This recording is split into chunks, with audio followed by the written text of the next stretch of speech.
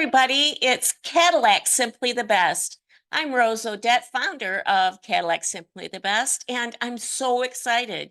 Today I have Tracy Logan, and Tracy is the library director of the Cadillac Wexford Public Library. Welcome, Tracy. Hi, thanks so much for having me. You bet. I'm so excited. I've been looking forward to this particular podcast because libraries are so important to every community. I believe that libraries they're really key to really creating an environment of freedom because through education and through reading, people can just explore so many different possibilities. So, Tracy, before we get into the library, I know everyone would like to know a little bit about you. Okay. Why did you decide to work in the library, and tell us a little bit about yourself? Okay. Well, I'm actually from this area. I grew up in Tustin, although I was born in the Upper Peninsula. My mother actually grew up in Cadillac. I live a block and a half away from my grandparents' house, Oh, that's which is really awesome. special. Yeah, that's great. I became a librarian. Can I tell you the story? Absolutely. That's what we want to hear. This is Okay. about, this is your time and the library's time because as we are in Cadillac, simply the best part of Cadillac is truly our downtown library and what it offers. I've learned so much, reaches all over the Wexford County. And but we like to know about our people and the people that really help steer and direct what's happening. And it's really important to understand the roots. So yeah, we want to hear your roots and Okay. how it all started. And what city in the UP were you from? Manistee. Oh yeah, that's a beautiful town. I love it. When I was about 11 years old, my dad caught me sneaking his adult fantasy books. I had Oh, been reading them on the sly, and I thought he was going to be furious with me because I was reading grown-up books. But instead, he took me to the library in the big town, uh, the next one over, which was Cadillac. yeah. He got me a library card, and every Wednesday night was library night, and we would go and get books together, and we would talk about what we read, and we would compare our opinions. And I didn't know it then, but he was getting me ready to be a librarian. Oh my gosh, what a great beginning. When I went to college, I was really encouraged to kind of follow what I was passionate about. So my undergraduate degrees are in anthropology, sociology, and studio arts. But those are hard areas to find a career in, especially if you want to live close to home. So I did what I always do when I felt lost. I went to the library and I checked out what color is your parachute. Oh wow. And I sat down that summer and I did pretty much every exercise in it. And it kept telling me, you love books, you love to help people. Have you considered being a librarian? Wow. So I made an appointment with one of the librarians at the information desk at the Cadillac Library. And I said, I'd really like to talk to you about what your career really is. And she was so kind. She sat with me for an hour. She answered all my questions. And at the end of it, she helped me get a job. Really? Yes. Oh my gosh, so helpful. Mhm. That's great. What a great story. And then, so where did you first work then? My first library job was at the Cadillac Wexford Public Library. Really? Oh, Yes, that's so exciting. So you have a really rich history with the Cadillac Library. I You've do. probably seen a lot change through the years. Yes, it is a very different thing from when I was a kid, Oh certainly. my gosh, yeah. Well, let's get into some of the things happening at the library. We're so excited to hear what your vision is, really for the future. And really, what do you see the future and your vision to be for the Cadillac Wexford Public Library? Well, a library is only as useful as the service that it can provide. So what we really want to do is meet need in the community. Libraries work really efficiently because they work locally. So as we move forward and we stop thinking about the library just as a box that houses books, we can start to think of it more as a community center, as a place that's meeting community needs. Oh, So we're really excited to expand our programming, expand how we encourage the community to interact with information because we live in a world where we're inundated with data that is meaningless to mm, us. we think that as librarians, a lot of what we can offer the community is a way to sort through the noise to get to what you really need. That makes a lot of sense. The times that I've gone to the library least recently, it just blows my mind, all of the different things that you offer.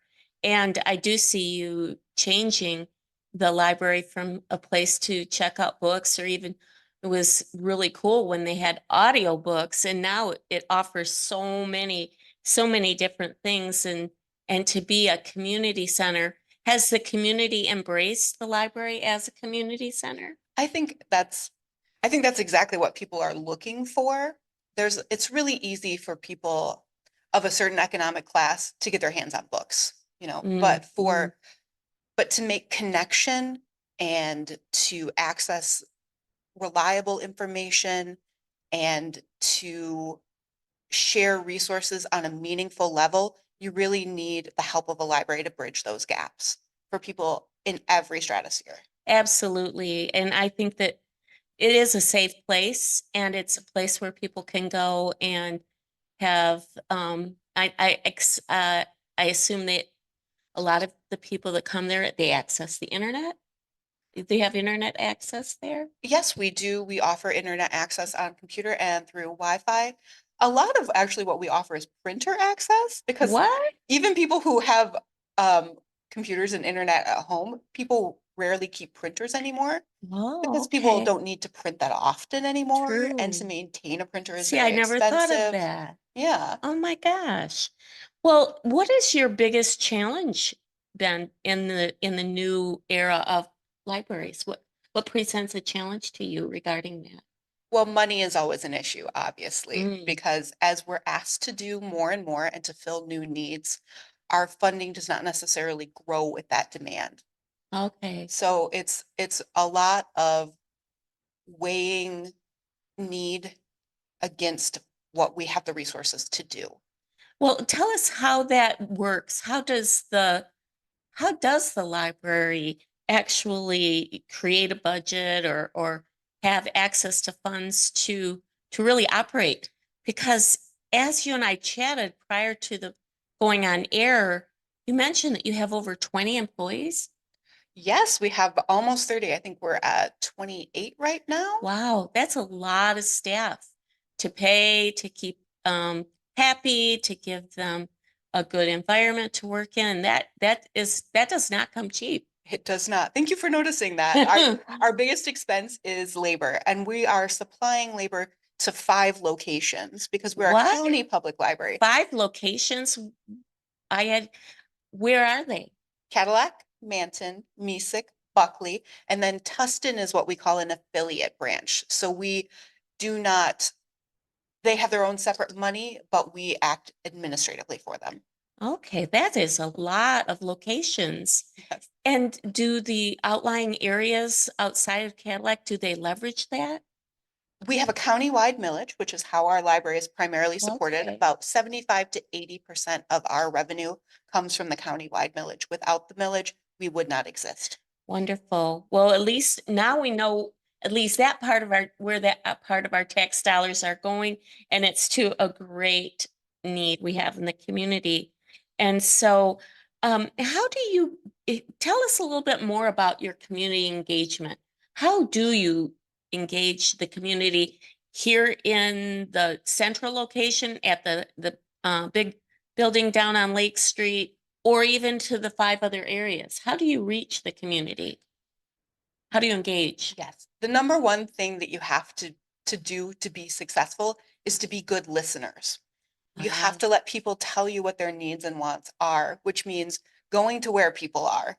I spend a lot of time at township meetings and organizational meetings and offering programs and getting feedback from patrons. And we're actually in the process of a strategic plan right now. We're about to roll out a community survey. We're really excited to get the results from that. so who will be receiving the survey? As many humans who live within this county as is physically possible. Oh, how are you sending it out? It will be available in paper at our locations, but it will also be available online as well At your website? through our website and through our social media. Okay. So keep an eye out for that when you're out on the website. So I also know that you have a fantastic newsletter. Thank you. Yeah, Thank tell us a you. little bit about your newsletter because I actually I read that cover to cover. That's so good to hear.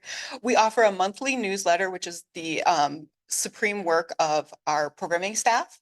So it includes information about events coming up for that month and the next month following.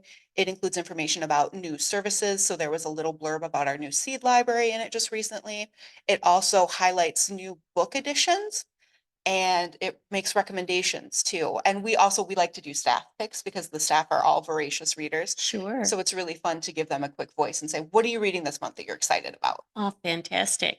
Well, I know that through the newsletter, I found out about a workshop that you offer almost weekly. Maybe it's not every week, but for authors who are aspiring authors who want to, kick their ideas around. Can you talk a little bit about that? Twice a month, we offer an adult writing group for people who are writing currently or who are interested in starting the process of writing.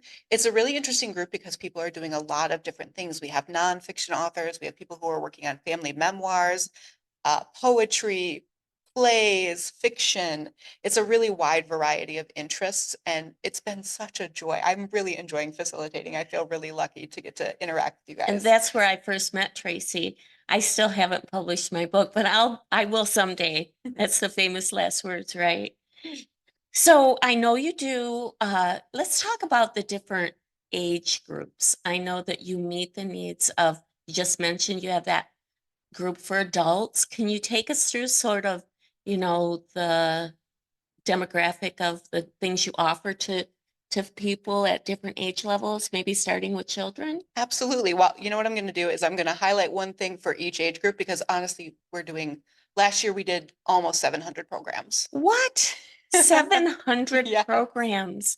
How can you keep it straight? I'm not keeping it all straight. All of the staff are responsible for their own areas and they're doing a marvelous job. Oh my gosh. And I've met a few of your staff members, friendly, helpful, just warming. You feel right at home whenever I speak with anyone from the library. Well, tell us a little bit about your highlights. Okay, so beginning with newborn babies, we offer a program called 1,000 Books Before Kindergarten. It's really important that kids are read to at every stage of their life.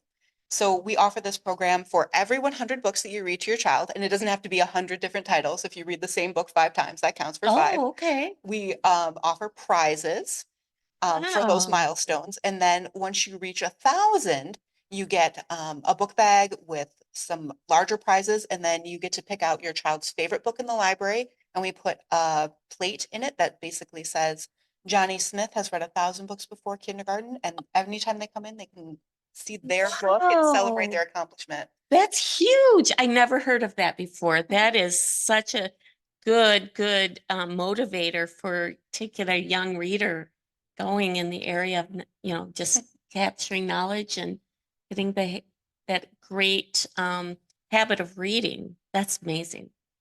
For our toddler ages and preschool, we offer regular story times. People often say to me, "Oh, story time, it's so cute, it's so sweet." It is those things, absolutely, but it's also a really powerful tool in encouraging early literacy skills. Because to learn to read, you don't just have to know what letters look like. You have to have a whole host of skills like emotional regulation. You have to have fine and gross motor skills. You have to have phonological awareness, which is the ability to hear the differences in the sounds of letters. So we're practicing all those skills at story time in a fun and approachable way that teaches parents how to practice those skills at home as well. Wow. Now, who'd have thought? I never knew that either. And and you have and you're not an educator, right?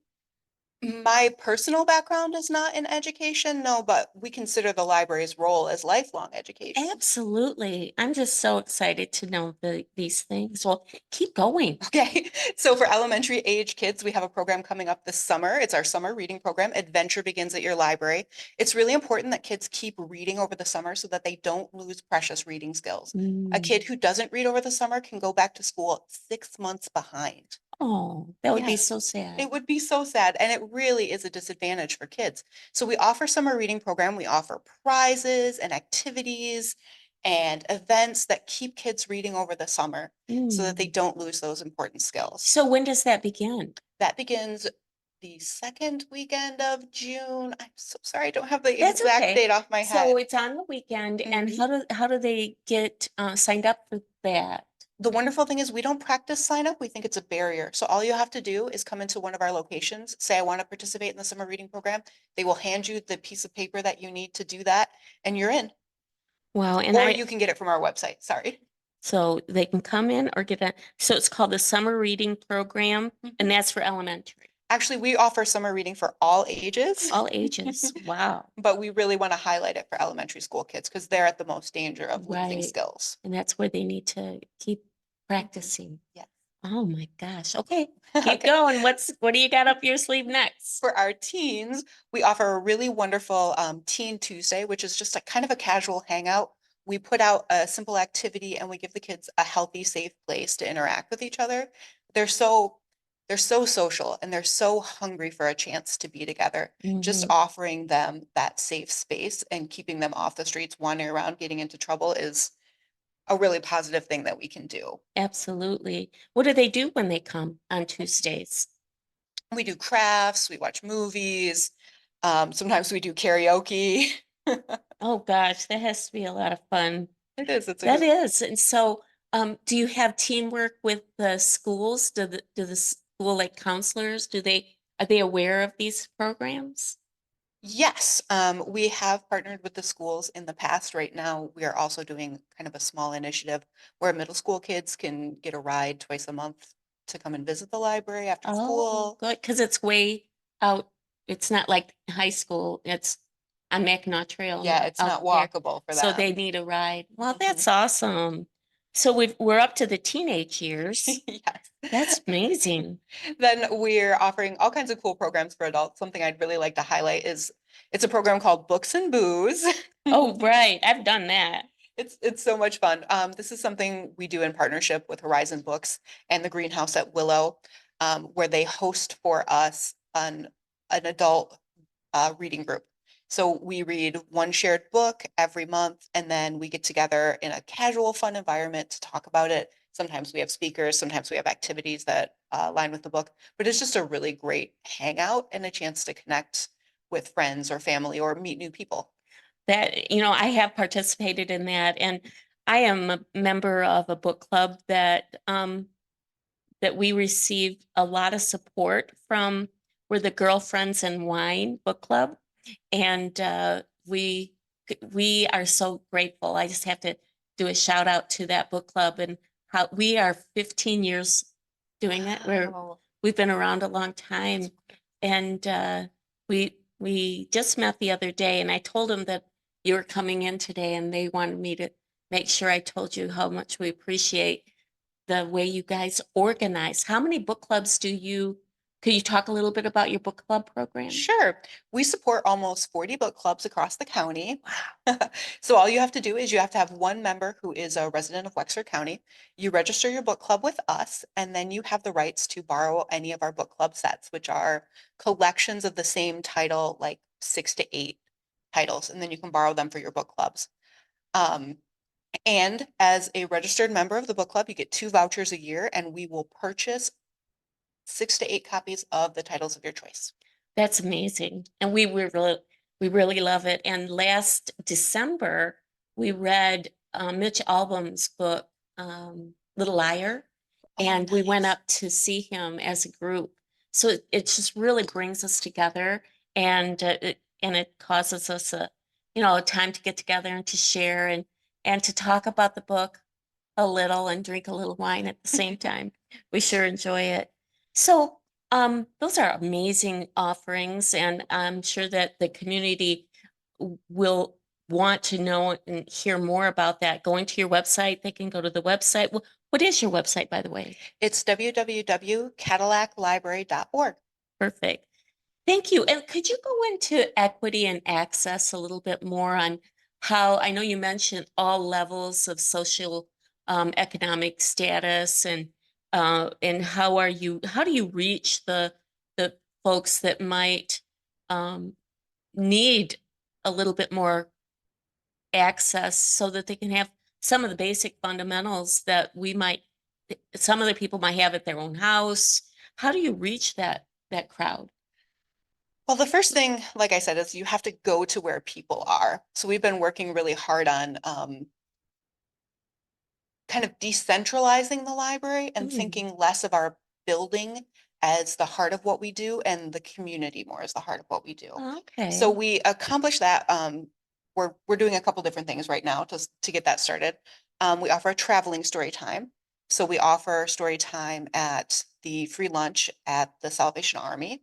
We offer Oh, it at a couple of the apartment complexes mm, around town. We also have started book distribution in different locations. So we put up free little libraries in locations around the county, like Boone and Harrietta and Wexford Township has one of our free little libraries. Liberty Township has one of our free little libraries. We stock those monthly with new titles for kids and teens and adults. And we also, in those books, we include some information about services or programs that are happening at the library to encourage people to utilize the branches that are closest to them. that's fantastic. It just warms my heart. Okay, let's switch gears a little bit Mhm. and let's talk about innovation and technology. I know that technology really has changed the face of libraries.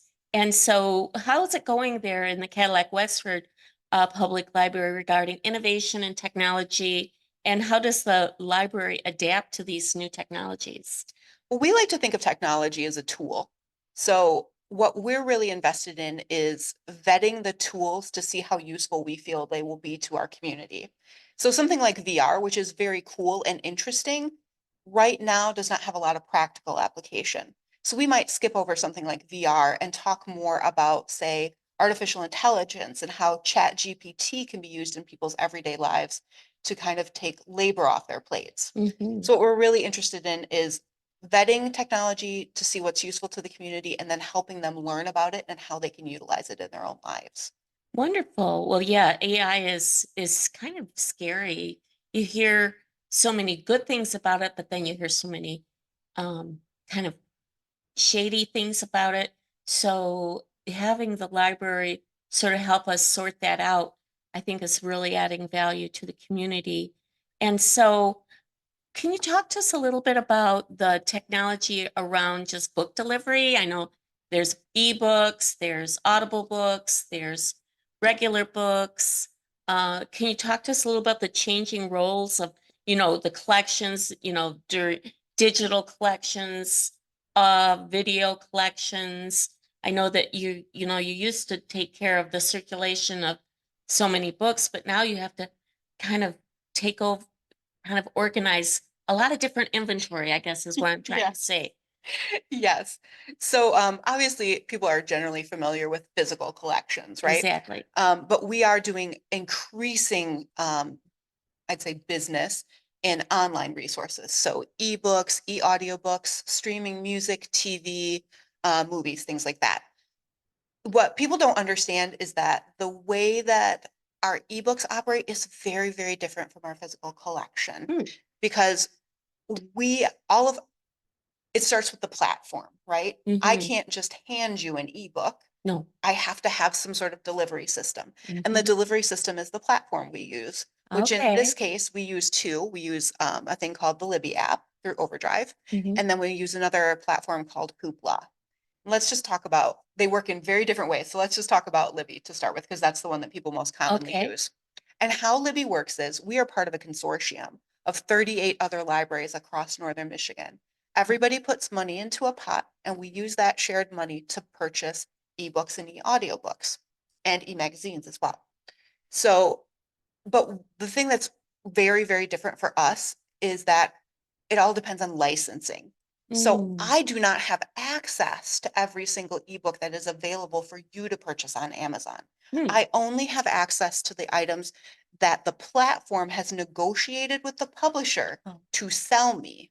wow. That sounds very limiting. It is very limiting. And the cost that you pay for an ebook is very different from the cost that we as libraries pay for an ebook. Mm, So something that might cost you as a consumer $2.99 through your Kindle might cost a library $60 or more to purchase for our collection. mm, And those are limited use titles as well. So I will, let's say I wanted to buy Kristen Hanna's The Women. mhm, It's $60 online right now, to buy it as an ebook, mhm. and it is for 26 checkouts. So after those 26 checkouts have been used, I have to purchase that item again. Oh my gosh, wow. So the amount of money that we spend in ebooks is disproportionate. Very disproportionate. Yes. Wow, and it's so much better for the ecology and for the environment. So I think that that's something that we need to see if there's something we can do to change. I mean, there's always room for improvement. And so how would that get changed? Would that be through millage? Would that be through how would you make that if you had a magic wand, how would you change that to be more accessible? Well, I would love to see legislation that makes the process just a little bit more fair for us. Right. I Yes. understand that licensing is a complex legal issue, Hmm. but it seems wildly unfair that we have to pay so much more than the average consumer, That especially yes. And when then we're you're trying to doing it, serve. you're trying to serve. Yeah, I think that that's something. So we need to make sure if you get a chance to talk to your congressman or your senator, let them know this important thing about our library. It's now always something going on in Washington. We've got something right here locally that can really make an impact, help the environment, and really help people get access to these great stories and books. So let's talk about the you said something about maker spaces, gaming. Did we talk about Oh, that we have yet? not gotten to Yeah, that let's yet. talk about make. I know that new term, maker spaces. It was a new term for me. Could you talk to us a little bit about that? Sure. Makerspaces is a trend that's really been growing in popularity in libraries because so many people, there's such a big movement in our country for people to create, to make things, to repair their own items. But it's very expensive sometimes to buy the equipment or to even have the space in your home to really devote yourself to those ideas. So a lot of libraries, as part of their commitment to shared resources, have set up spaces where you can come in and maybe use a sewing machine or use a 3D printer. Or there are some libraries that even have recording studios. So if you want to, if you Really? want to start your own podcast, yeah. At our library, we have a podcast kit that you can utilize at the library and record your own podcast in our meeting room. We also we do more events because our library really suffers from a dearth of space. So we do a lot of making events where we provide supplies and tools rather than just the dedicated space. I follow you. So you have a podcast kit Yeah. and then you have space events. And that would be the crafting and that Yeah. type of thing. We do a Oh, lot of, our crafting programs have gotten really, really popular. We do a I super fun know thing. that. I saw that. Have you been to our collage night? It's so Not the collage fun. night, but when I walk in, I see in the activity room, so every time I walk by, there's something new going on, and I'm like, what's going on in there? That looks fun. It is. Wonderful. Well, let's move on to the leadership and management. Can you describe how you manage 27 people, the face of the library for the whole county, 5 locations? What really is your leadership style and how do you motivate your staff?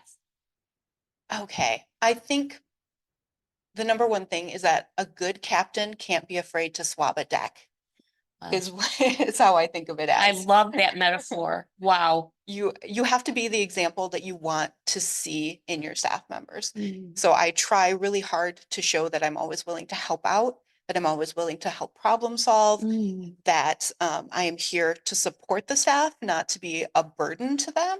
mm. I've worked occasionally for bosses who did not understand what I did and could not comprehend the burden that they placed on me with their demands. And I Oh, never want to be the kind of boss who doesn't see my staff members clearly. Oh, they are very lucky to have you have that kind of experience and that you want to uh you feel where they're coming from so that they're not in it alone is what Yes. I'm hearing. And so how do you motivate them? How do you get them to, come up with 700 programs? You must give them a lot of liberty in the area of creativity. If they've come up with 700 programs, it's Honest, awesome. I'm so lucky in the staff that I have. Honestly, in libraries, motivation is generally not a problem. Really? Yes, nobody gets rich working in libraries. Mm. People are there because they want to help, because they want to Mhm. make a difference. And honestly, for me, the harder thing is to rein them in so they don't burn themselves out. Mhm. Because as much as we want to help, we still have to be able to maintain, Yeah. and part of their job is resource management.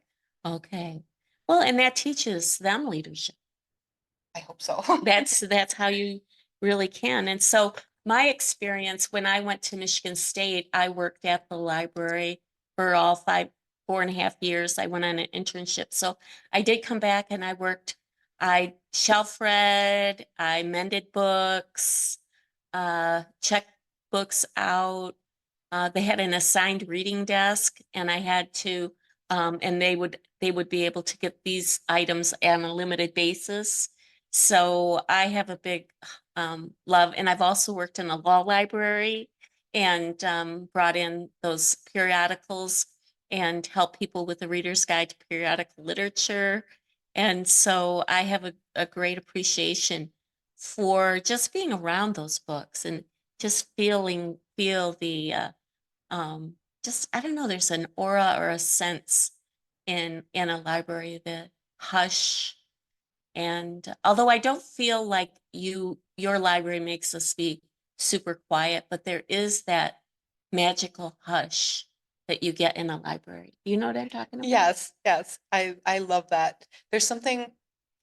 I think there's something inherently comforting to us as human beings about walking into a space that is well maintained and well organized. It Hmm. it soothes a lot of anxiety for me Oh, personally. it certainly does. It's almost like a church, but a little different. I really love it. And so we did talk about budgeting and funding and that it's through the tax dollars. And so is there any other source of funding that you can Well, talk to us about? Do our you do you do any fundraisers? our second largest, so in terms of fundraising, that's really something that I struggle with philosophically because the community is generous. They spend their money in taxes to support Hmm. us. Asking additionally for money always feels a little uncomfortable for me Oh, because what we get from you, we want to maximize. If you feel that we're doing such a good job and you want to see what we can do with more resources, I encourage you to vote. Well, I can't encourage you to vote because it's not legal, but do what your heart tells you to do when the millage vote comes around. Okay. that was a very good way of saying it. So But if I could address go for it. secondary funding, Yes. our second highest revenue stream is something called penal fines, which people sometimes mistakenly believe this is the money that we bring in for overdue books. That's not what it is.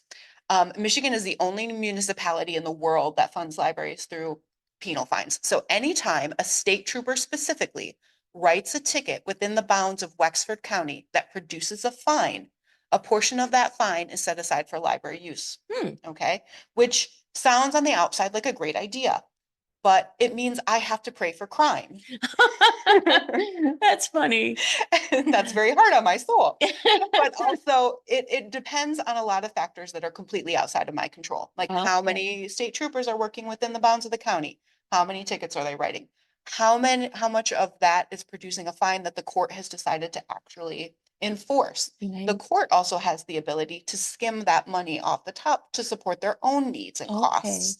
So we really have very little transparency or understanding of how that money comes to us. And there can be really big variations from year to year. We can make X amount one year and then the next year make $50,000 less. Huh. And in a budget like ours, that's a big That blow. that would be a bit Yeah. That's huge. Wow. So it's like you can't hit a target you can't see, and you Mhm. absolutely can't see that target. Well, tell us a little bit about this program you had with all the authors that came into town a few weeks ago. And kind of switching gears, how did you reach all of those authors? How many authors did you have? And can you tell us a little bit about that event? Because I went, and I know a lot of people went, and it was a great event. Oh, I'm so glad you enjoyed it. This was our first year in doing a local authors fair. Um, Oftentimes, I am approached by authors in the community who really want and really need some kind of support. They want to do book signings, they want to do talks, things like that. Unfortunately, our community book signings don't gain a lot of success. Mm. You have to really bring your own audience, and oftentimes, what people are looking for is a chance to connect with new readers. So we thought, how can we support local authors in a meaningful way? Mm.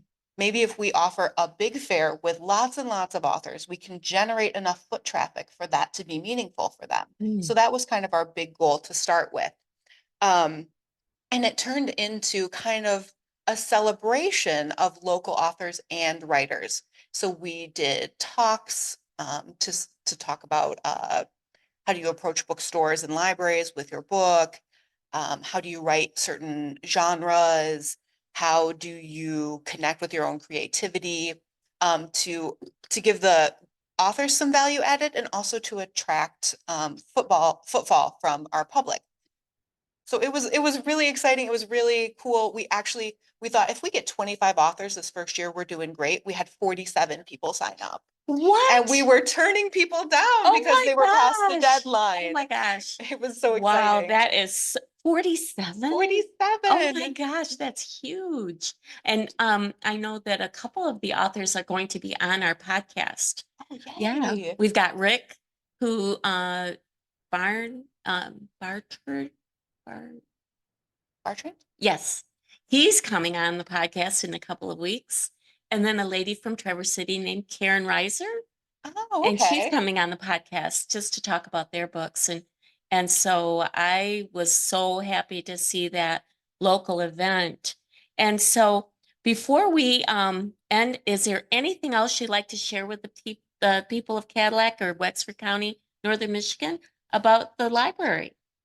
Well, the number one thing that you can do to support the library is to use it. We have to show value, and we show value by saying X number of people walked into the library or X number of people read ebooks this year. So our resources are wonderful. We exist to serve you. Please utilize us. You're going to save money. You're going to have a great experience. You're going to make connections in your community that you never knew existed before. Use us. Absolutely. And I would suggest, I'm going to challenge everyone on our listeners to, swing by, go in. What are your hours?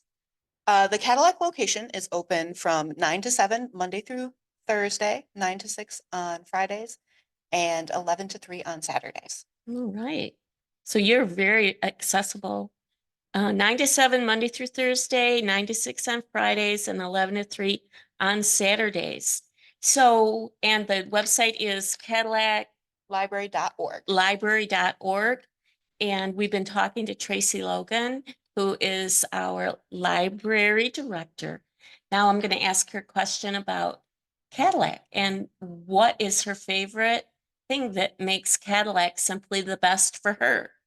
Okay, that is a two-prong answer that I'm going to offer you. The first thing Okay. is the people. Oh, There are very few communities that I've ever lived in where people were so engaged and eager to help each other and to make connections. There's so much going on in this town. I'm always so true. amazed.